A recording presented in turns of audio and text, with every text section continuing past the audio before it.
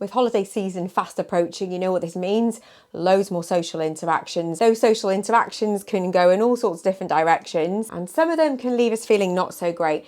So tell me, do you ever walk away from a conversation with someone and whatever you've taken into that conversation, you actually walk away maybe feeling unheard, but also feeling worse? If so, this video is for you. By understanding what's going on in these interactions will actually bring all sorts of benefits, including feeling less depleted from these interactions overall and better able to deal with them in the first place. So see if you can relate to my recent experience of this. I had a medical issue, a family medical issue going on, and I confided with a friend. I was feeling really sensitive around it, and I confided in a friend about it. And what I was met with was dismissive, oh, it's not that bad type responses, minimising, quite dismissive, offhand comments. So I went into the conversation already feeling vulnerable, sensitive, and I actually felt increasingly sad, or even more sad afterwards.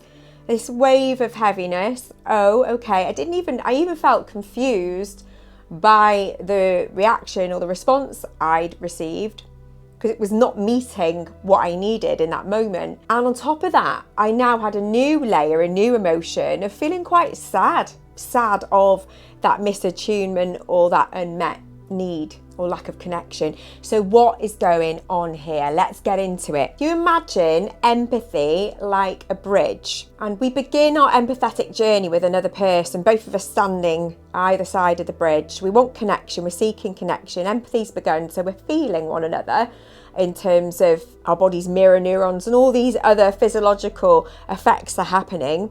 So feelings are being shared. But whether or not we meet at the centre of the bridge and really attune, really meet one another and understand and connect, depends on what happens with the empathy. If it can fully attune, then we meet, great, and we feel heard and supported. If empathy fragments, so one person isn't able to take the steps or to keep the direction to step onto the bridge and meet us there. So if you're met with minimising, deflecting, too busy or fixing, we're just not meeting in the centre of the bridge. We can't attune or we can't connect in that way.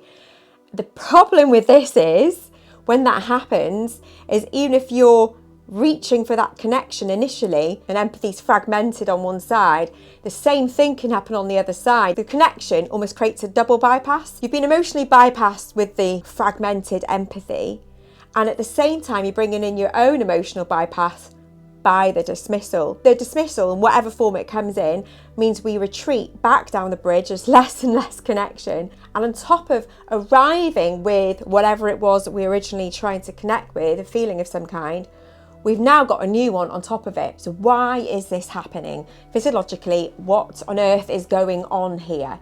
So we're on that bridge and we're not being met as we hoped we were going to be met with a connection. This is interpreted by the ACC, our threat detector, our social threat detector, that we're unsafe, which causes us to retreat.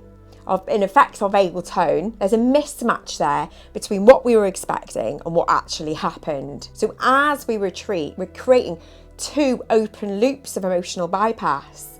Neither of these have gone away, the thing we came with, and now the new emotion that's been flagged by our system as dangerous. And the thing is with these sometimes, and do let me know if you ever feel this yourself, that you end up sometimes the secondary or the double bypass can make you feel even worse. That can become like the predominant issue. And the reason why that second story can sometimes seem to be even more prominent in our minds is it imprints. We take away these empathy fragments from other people with us. So what can we do about this? We can start observing these dynamics.